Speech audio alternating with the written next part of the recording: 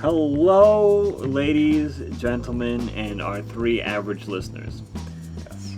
Hi! It's time How's it going? for another review, and as you can tell, we have some guests today. It is I, Josiah Biggs, co-host of the SAF Podcast. I'm here with our regular, Matt Ferrugia, who is only 200 customer points away from becoming another co-host. So, congratulations. Oh, finally moving up in the world. Feeling very good about myself. And we also have our good friend Jonathan with us today. Hi. Jonathan Youngblood, yes. Indeed. But wait a second, Josiah. We have you, Jonathan, and myself here, but we're not talking about a manga today. That's very odd. Yeah. No, this is the SAF podcast. This is not our monthly manga review. We'll be coming up very soon. Don't worry. We picked a manga. It should be out in about 2 weeks after this podcast goes up. Yep. So it'll be on 10-day freeze. Big things coming. So look forward to that. Big things come soon. Yes, we are the. Big things coming soon. Big things coming soon. We're the local rappers standing over your bed, just going, "Big things coming soon." That's it. That's us in your bedroom every night. But yes, because everybody's heard of the great manga 10-day freeze, so mark it on your calendars. So, but no, today we're coming with a special topic. We're not doing weeks. We're not doing anything. Sterling is still out in Bolivia helping the poor. And That's so nice. until he comes back from his mission trip, we are just doing periodic reviews. And so we all, this last week and a half or so, watched the probably going to be the best anime movie to come out this year, which is Studio Trigger's Promare. Yes, sir. Oh, that's a statement. Or, as it's known in Japan, it was known as Hepburn Promare. Hepburn. Oh man, I heard about that. Hepburn? Yeah. What'd you call it? What's the Hepburn mean? Or would you call it? Is that just something to add on to the name? Oh, Hepburn, wasn't it? It was one of the technical terms they had. Okay. That Professor Deus said, or something like that near the end. I remember hearing it, but it was like, gosh, it was right before everything hit the fan. Gotcha. I just watched it last night, so it's still pretty fresh in me. I caught it on the second viewing. Unfortunately, I didn't have time to go see the first viewing, so I was happy that a second viewing became available for me. So I don't believe there's a second here. I was very happy to have that option and get to see it, because man, oh man, like I said, this is probably going to be the best anime film this year. I mean, there's not much else going up against it so far, except for Makoto Shinkai does come out with a new movie, I think next month or November, I can't remember. Before we get too far off the topic about the theater setting, though, I do have to ask both of you guys, what kind of theater experience did you have? Because mine was packed with people who knew all the beats of oh, that's a Gainax thing, or oh, that was a Trigger thing. So what about you guys? What did you call it? I'll go. I had went with 3 other friends, and we had just sat in the theater. It wasn't too packed. It was the local theater. You really got to go up to Nashville if you want that big anime experience. I went to see Walk On Girl, the Night Is Young, and there was just everybody there. What was it? Fathom Events did that in my town, yeah. Did you call it? But this one was very small, and I was just darn. I thought I would see more of the anime crowd since, kind of Hero Academia and Gagash Dragon Ball Z had big draws in town. Yeah, they did the same thing with Broly, where they started doing multiple screenings again of it. They did that with this in some parts of the United States. They did another run through because it was getting so popular. I wish I caught it. boycott it again because I wanted to see the sub real bad, but I had work. Okay, I saw the subs version, and it was at the Circle Cinema. It's the historic one in town that was in the Outsiders movie, and they do everything late. They do all the independent films. They do everything like that, and so Fathom had already done it at the Cinemark in town, and unfortunately, mine was already sold out by the time I went to go look for tickets. Oh, jeez. And, yeah. And so for the sub, I didn't want to see the dub, and it was on a day I couldn't do it for the original Fathom events. And so thankfully, the Circle Cinema always does things like a week after Fathom events, because they do like I said, like a lot of indie and foreign films there, and because it's an independent theater, and so I mean it's like a real old theater. Like they used to have like piano shows there and everything like that, like way back in like 1910, and. So it was actually like a theater way back in the day before it became a movie theater in like the teens. Okay. Gotcha. And so it was about halfway full. It was showing at 10 o'clock, so it went from 10 to like 11:45, and there were no previews before it. It was just straight into the movie. In fact, you saw the Blu-ray symbol first because they had a Blu-ray. Oh. Oh, jeez. Yeah. And the thing is that they didn't fix the audio. They took them a second for the audio to warm up because the Toho symbol came up and it didn't have that little whoop, you know. And so everybody thought that the audio was messed up because whenever the studio names and like the producers like symbols came up, like there was no sound until the actual like title hit, and so everybody was like, "Where is this at?" People were screaming, "Where is the sound?"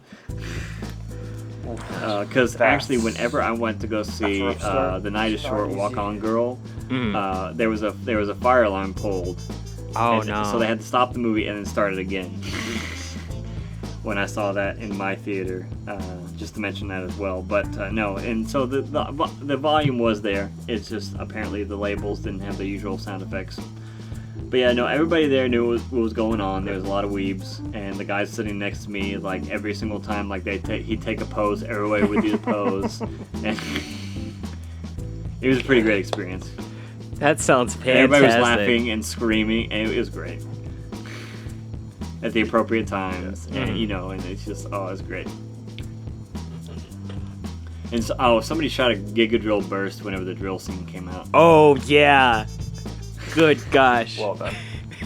I knew this was gonna be.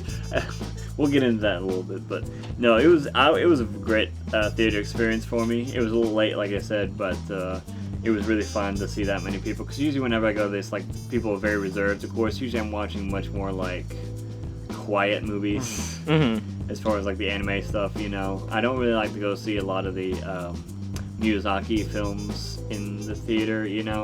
That's right. Because number one, like. Spirited Away is not the number one Miyazaki film, for the record. And number two is that, a lot of people regard it as the best one, but it's definitely not, and it attracts a lot of casuals. Gross. Yeah? Disgusting. And just like, I like to watch Ghibli films in like the in my own home, where I can sit and do things. And once again, they're also super racist because they never show Porco Rosso whenever they do. The Fathom events never plays Porco Rosso, but which is my favorite of the Ghibli films. But no, usually I go for like the Makoto Shinkai movies and like the more robust anime films that aren't like the big ones. Like I did see Golden Frieza. Okay. Yeah, or Frieza's Revenge. Or Revenge of F, or Resurrection F. In theaters. I didn't see Broly in theaters though. Unfortunately, that clashed. It was only here once for 2 days, and unfortunately clashed with some other plans I already had. So, but I did watch that digitally later. But no. So it was definitely a great experience to see all these people coming together who knew, because like everybody was talking about like trigger stuff and like, oh, I wonder if they're gonna reference this, that, or, like the half hour before the movie. Because the thing about the Circle Cinema is that it didn't have assigned seats. Oh, okay. Yeah. It's like a real old theater, and so Yeah. you got to get there early to get a good seat. I just love theaters with assigned seats, though. It is the best thing Oh, it makes ever. everything so much Yeah. easier because then you can like the Joker. I've already got tickets to the Joker. That was the main thing I was upset about when Promare came over the theaters over here, that it didn't go to the theater that had the assigned seats. And the real theater is the one over here that does it. And like friggin' every anime movie runs through there. So this was that one outlier of just like, really? Oh man.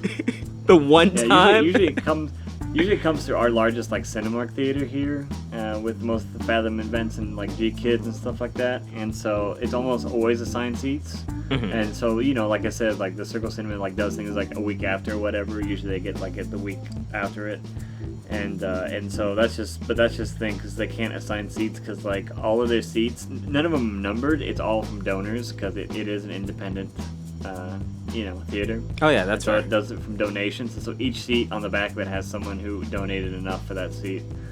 Oh, that's cool. Yeah, it's really cool. But no, and they have no online infrastructure. Like you can buy tickets online, but they're like, oh yeah, make sure you get here 30 minutes early because we don't have assigned seats. Like they have to put a warning on there to people. But at least they have like classic ticket stubs though, so that's really cool. Oh yeah, that's cool. Yeah, so I have a little memory, a little memory of the token, if you will, of the theater experience. That's really nice. For me, I had, by the sounds of it, more or less the same experience with you guys, where specifically, for example, the biggest reaction from the crowd was the moment where the actual title card drop for Deus Ex Machina hit the screen, and everybody just fucking lost it.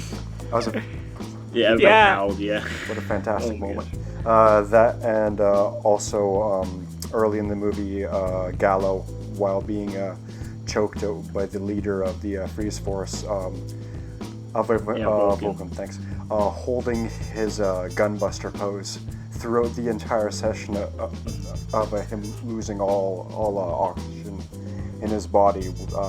People got a kick out of that too. So yeah, pretty much everything that you come to expect of like, okay, all right, everyone knows what to laugh at. So things worked out well there too.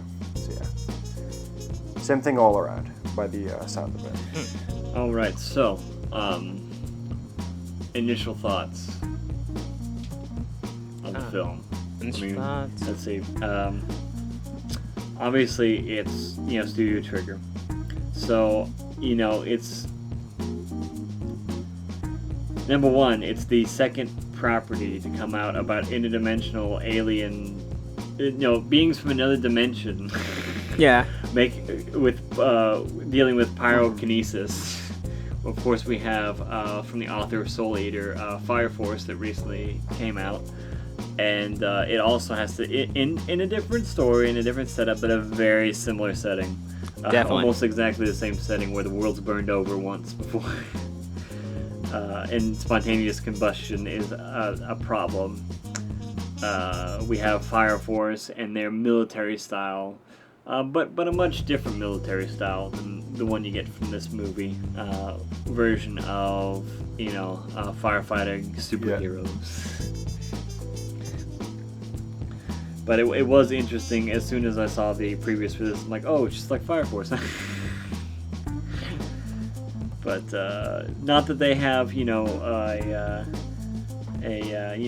a complete control over this new genre of firefighting, but it definitely seems to be in this season and the new hotness in the anime world. Yeah, Definitely. Yeah.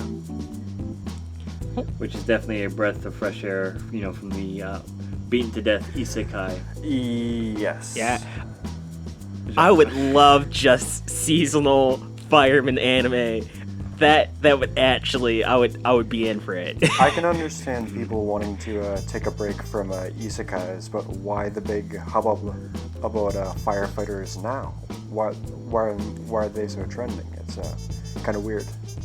Well, with the current political climate, police may not be the way to go. Yeah? Firefighters across the world are basically, renowned as heroes, and they don't have as much as a direct impact internationally as much as police officers do with controversy.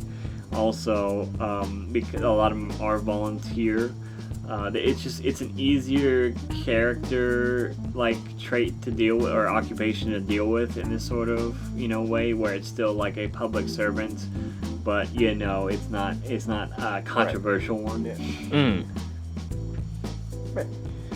I'd say that has something to do with it, obviously. But then there is that long history of firefighting in Japan, which we learn Yeah. a little bit about in the film. The Matoi fighting clan. Well, you have the big markers with the tassels on them, and that was meant to rally people to where the fire was, and rally the firefighters to the building, and because typically with the Japanese, the housing is very close together, settlements, everything's made out of paper and wood, and that's why napalm was so effective in World War II. But it's definitely a different style of firefighting than we used to here in the United States, especially. But it definitely seems to be a new direction where people are going to, with just 3 series now about firefighters. Yes. It's hot. It's trending. Question. Was there a lot of fire elements in Fire Punch? Because I know that was a thing. Fire Punch isn't about firefighting though. Yeah. But it's are you familiar with Fire Punch? I've read the first chapter and I was just like, okay. Yeah, I'm not gonna spoil it for you because that's actually one on the recommendation because it is completed. Oh yeah. For Manga Monthly Review, or Monthly Manga Review, and so I'm not gonna dive into it too much. But that's much more about individual traits and just some people being able to do pyrokinesis. Oh yeah. Along with other things. It's more of just a different gifted alternate reality. Okay. Yeah. I was thinking about a lot of the newer fireman animes have to do with pyrokinesis and which is different incarnations of fire being an entity that they actually have to fight. And I was thinking maybe that had stemmed from Fire Punch. No, not necessarily. It is popular, but it's very niche. Fire Punch is. Okay. I heard a lot of hubbub when it came out. It's definitely a seinen manga, and there's definitely some very psychological elements with it, which we're not going to touch on for sake of time. Okay, fair. And spoilers, but no, I think the reason why the pyrokinesis is such a big draw is because heroes are in right now. They've been in for the last decade, especially in Japan. Heroes have always been big in Japan, but internationally. They're the biggest they've ever been as far as popularity goes, and so so you want to incorporate that sort of vision and draw into the anime, and so I think that's why they're having this supernatural pyrokinesis ability, is a connection with the source and all these sort of things. It all seems to fall in line, with this similar plot, except for the sexy, firefighters of the month. That's just yeah. That's basically just a new version of Free, but they're not swimming; they're fighting fires. More research is required. Yes. Needed. That's great. It's fantastic. I love it. Sweaty abs. Yeah. So, we were doing initial thoughts, correct? Yeah. So, friggin', I want to say, I walked out feeling like I watched an anime movie. It was anime of anime. type movie. This could. I feel like. Well, I mean, as Studio Trigger's known to do, once they hit that, 3/4 part of the movie, it just climbs and climbs and never comes back down. Oh yeah, would you call it? It's. I feel like would you call it like? And I'm not saying it appreciating or anything. Studio Trigger knows how to make a B movie. Like. Well, to take the words from one of our mutual followings of a Sir Woolington, Wooly Madden. Yeah. He as he says, everything I like right now is stupid. Yeah. No, this was a stupid movie from all accounts.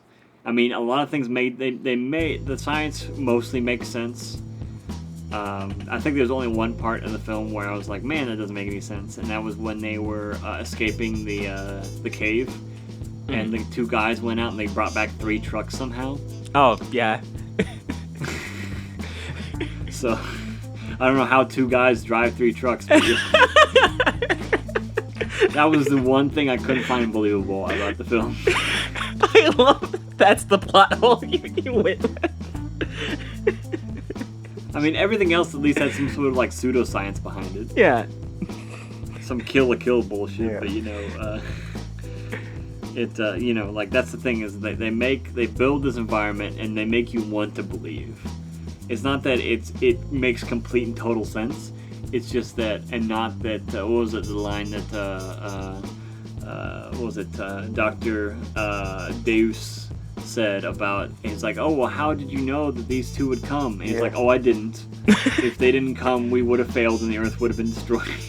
They were just there at the right place, at the right They had time. to work out their differences, or else everything's Cool bad. off, yeah.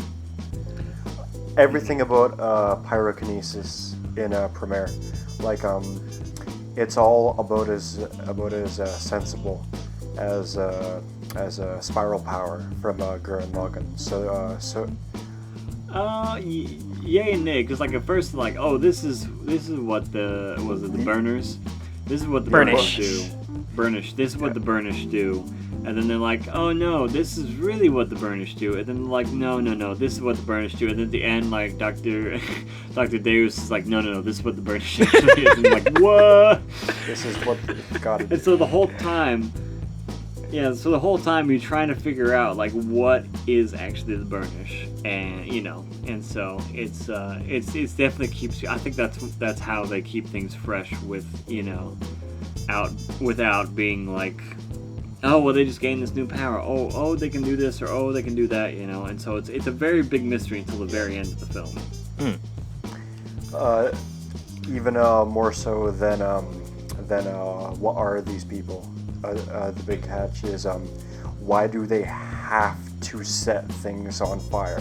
Why do they have to do it? And it's like, oh, okay, these people are essentially like junkies. Like they're at the point where their connection to their pyrokinetic powers, are more or less making them do this. They have to let it out. And I wouldn't really call it junkies as much as they the longer they are, the stronger their connection is. well, actually, no, yeah, you're right. That's probably a more. It's a better way of breaking it down. Yeah. I mean, it's definitely a symbiotic relationship because the Promare heals them, and and gives them all these things in exchange for letting it grow, and so it's a very symbiotic relationship at the end that is kind of explained that, and Leo Fortia, one of our main characters, who you think is the leader of the terrorist group in the beginning, and he calls it the voice of the fire, and the voice of all the burnish. And I mean, he understands it to a certain point, but he doesn't really, but in a spiritual way, but not in a technical way. Okay. But then again, we have our young Kamina lookalike Gallo Timos. Yes, sir. Yeah. I just And- feel like that's just a common insert.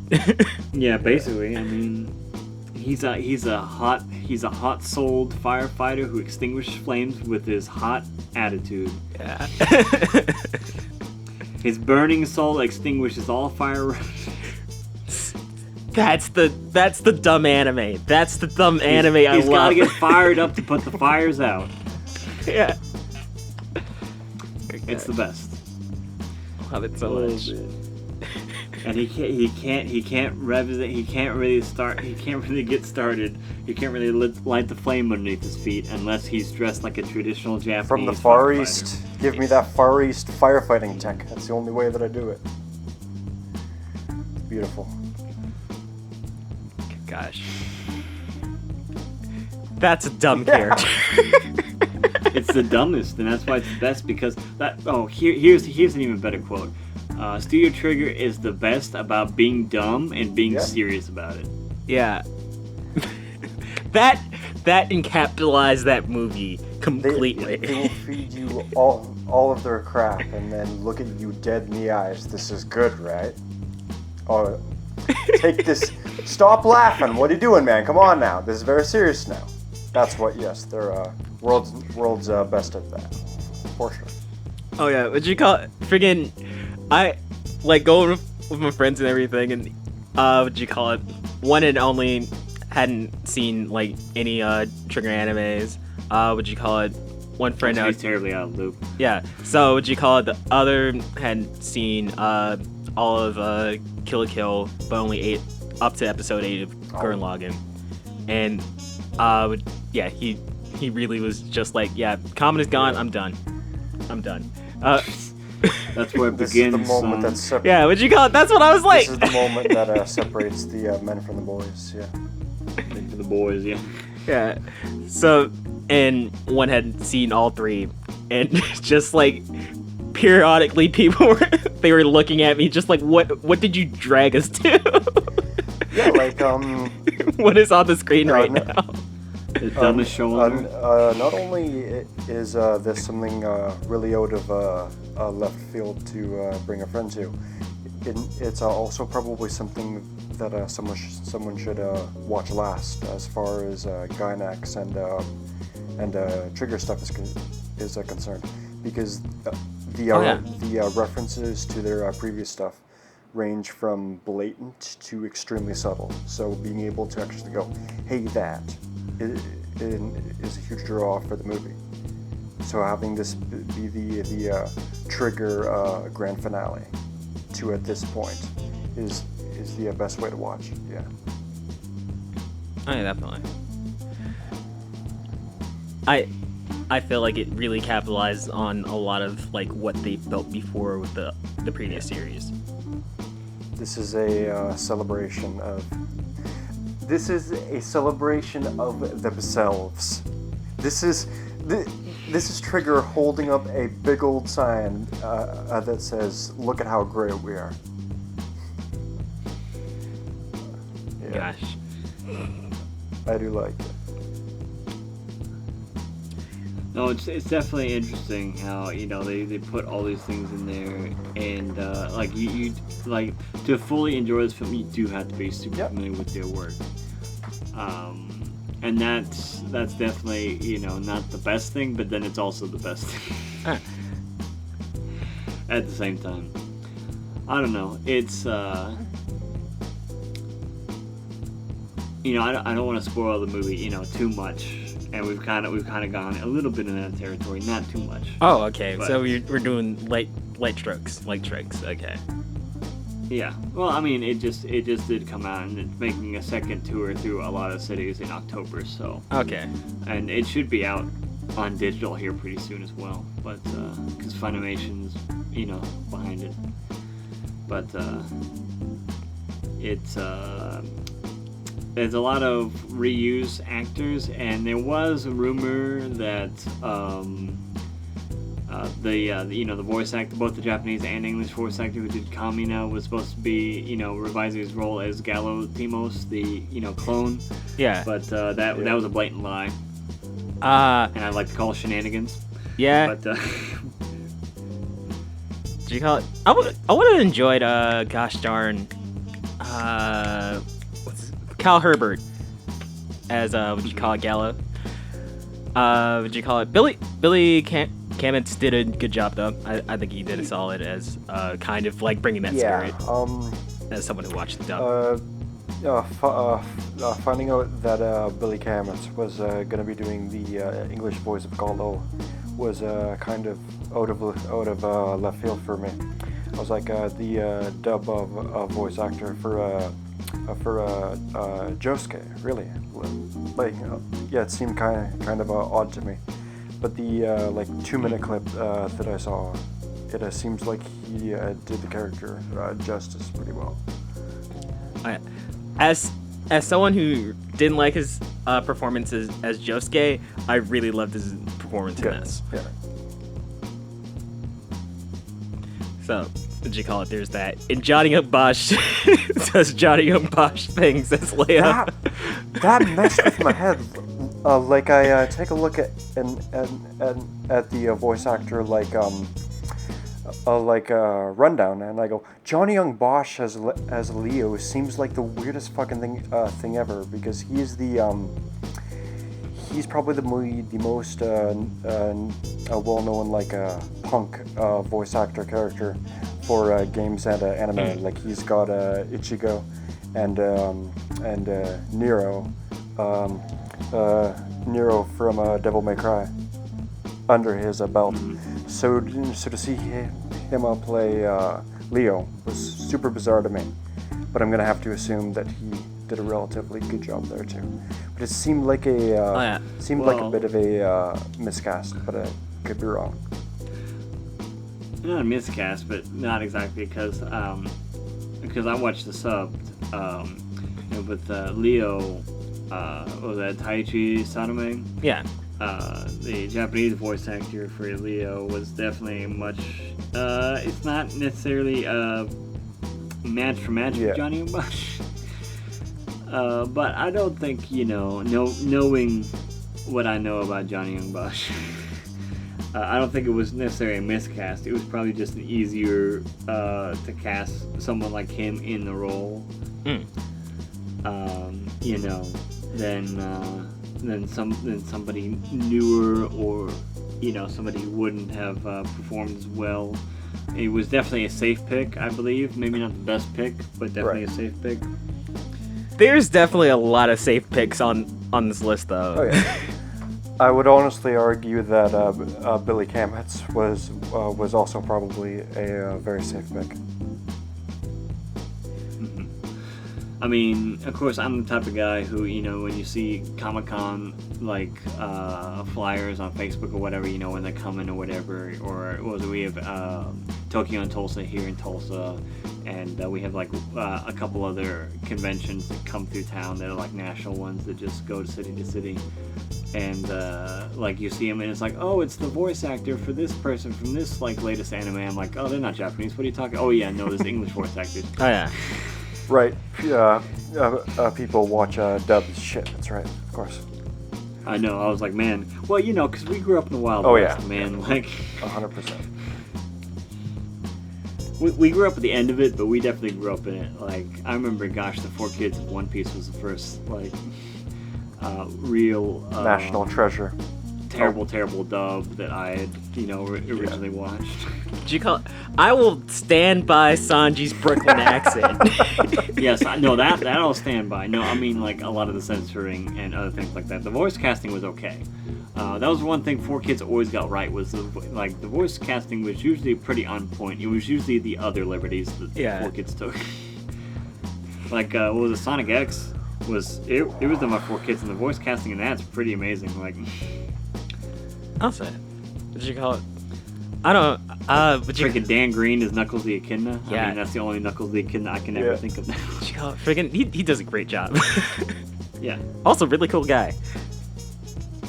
But that was honestly one of the better parts about 4 Kids, is that they had that wide range of voice actors. They didn't just, because to be fair, Funimation is really becoming a Oh one-trick yeah, pony. I'm not gonna fight you Yeah. on that at all. You're totally right.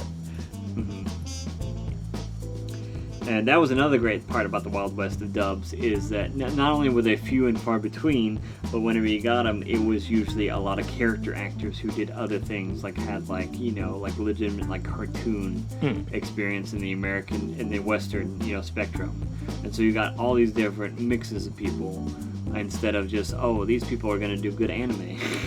See, Just have the same 6 guys on payroll.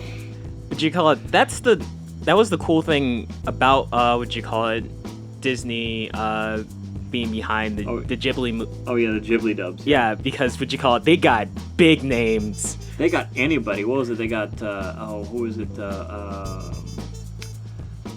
Billy Bob Thornton, didn't they? For What you call it? the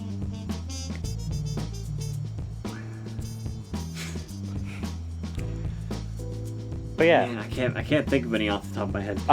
What you call it? Friggin' who's the dude in what you call it? Split.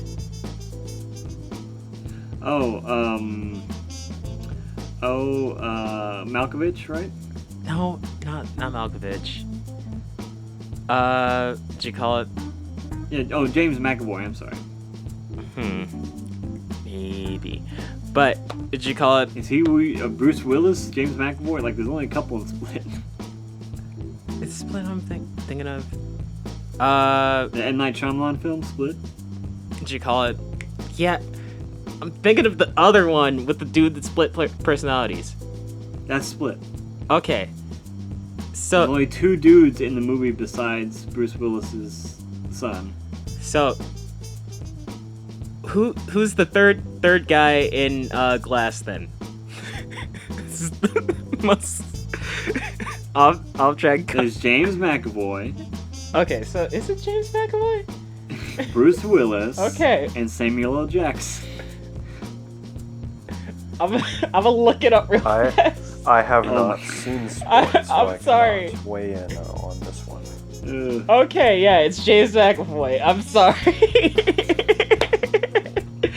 Like, yeah, James McAvoy was in gosh darn The Wind Rises. And I thought that was like, holy crap. Yeah. But they just have a whole bunch of like big star picks for Ghibli movies. No, yeah, Billy Bob Thornton was the bandit from Princess Mononoke. That's right. And then what was it? Gillian Anderson was also in that. From the X-Files. Good gosh. Was in Princess Mononoke. Yeah, they had a lot. Just there. And that's the thing though. Would you call it with the like low pay of dub work? Would you call it not a lot of? I mean, yeah. Yeah, well, I mean, with Ghibli though, Disney got up the rights because they knew it'd be a knockout. Yeah. So would you call it? They can pay the that's big how- bucks. Yeah, they can pay the big bucks for the recognizable voices. But But I mean, before Yeah. that, like voice work was just done by character actors, what they were called. yeah. Looking at the early, would you call it? Friggin',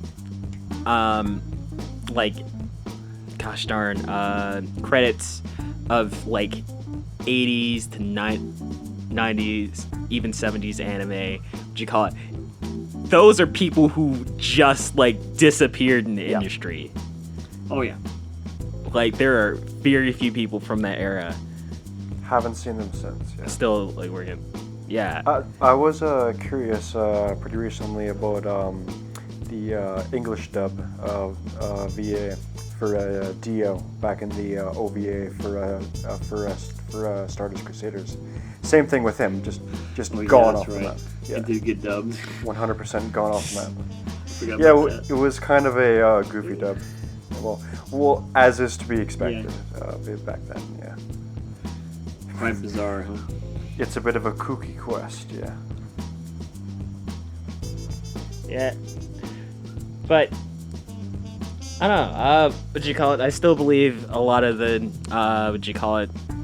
Voice actors did well on the dub of this. There were some like kind of wonky lines that didn't like really When?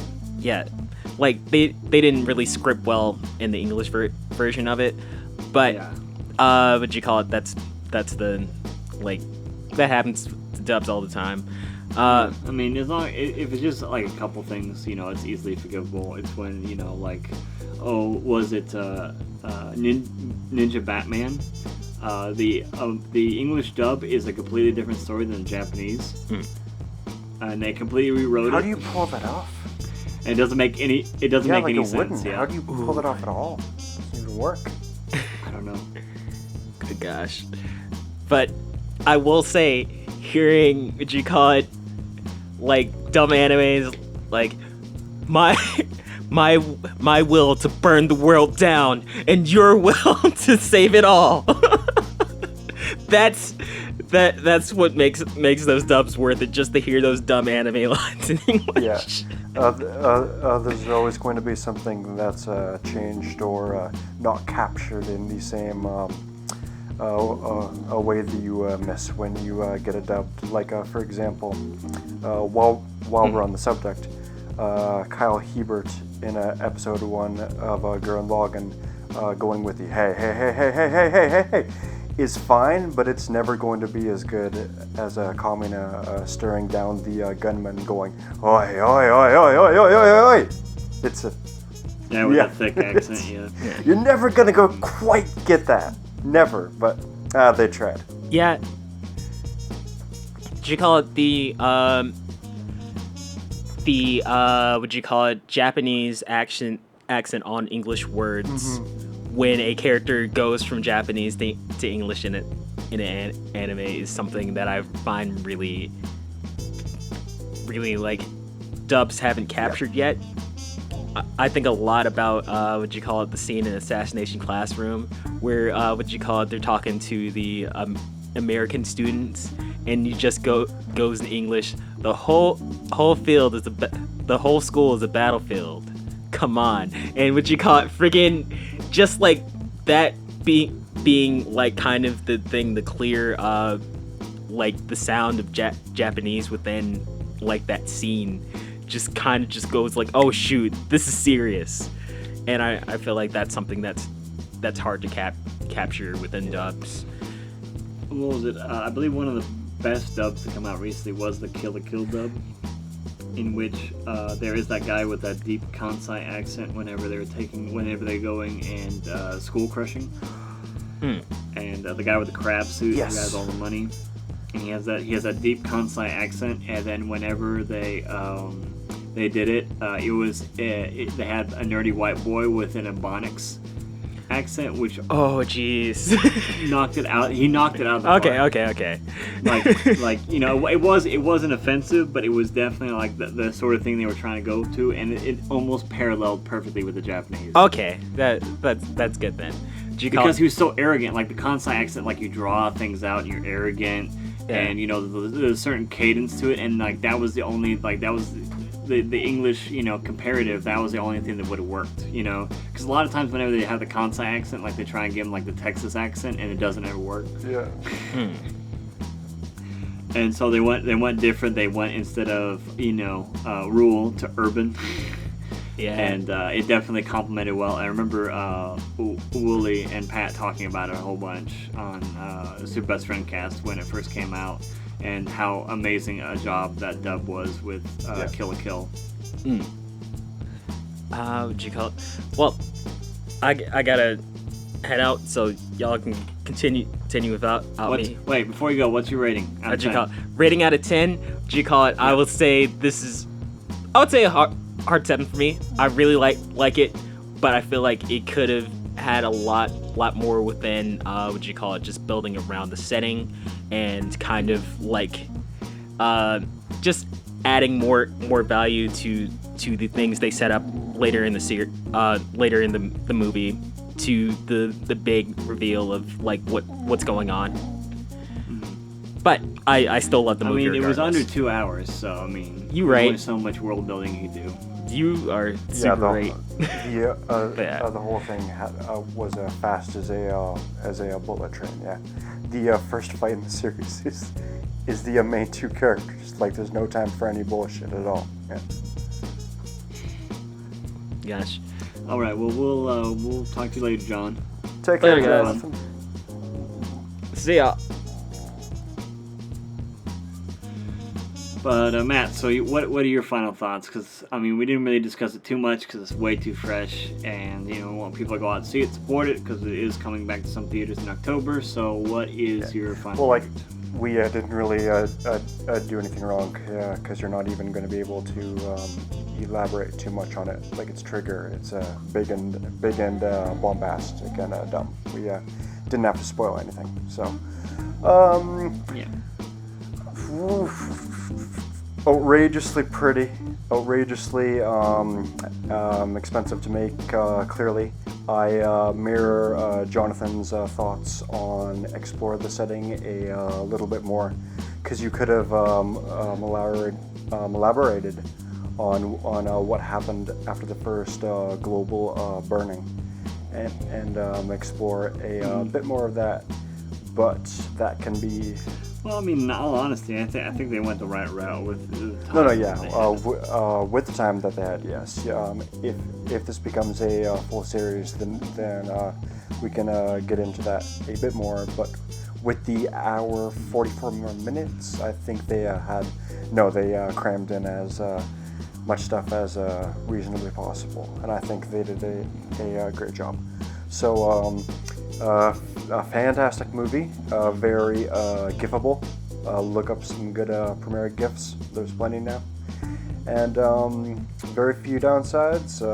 Explore it a bit more and make it gayer, because quite frankly, that one kiss only put me at just a bit of a half chub. Like, I need a little bit more than that, thank you. But I guess I'll give it a pass. And, yeah, out of 10. Yes, CPR. Yes, that's a kiss. Gotcha. It's a damn kiss to me. I'm not denying the energy of the scene, but it wasn't a kiss. No, you're right. Yes. So out of what's your 10, rating? I would have to give this a... Like, straight up, man, I'm giving this a 9.5. This is almost perfect. I'm gonna have to put it there. Yep. For me, yeah, it was great. Had a great time. Audience howling all, and once, like I said, once it gets to that 3/4, 2/3 mark, right around in there, it just keeps climbing, and it just never stops. Nothing stops.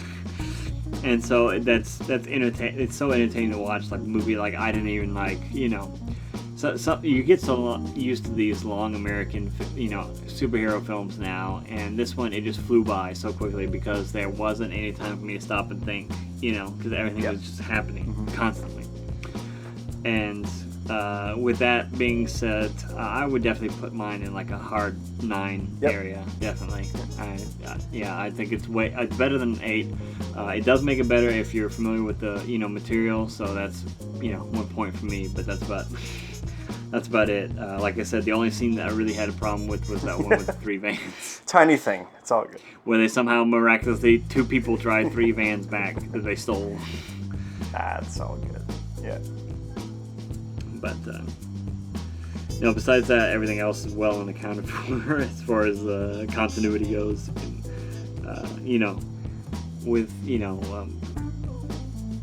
with some few exceptions for you gotta just believe, and you gotta understand that's how things are in this world, and you gotta understand there's gotta be giant mechs and ships just popping out of everything in a Trigger film. 100%.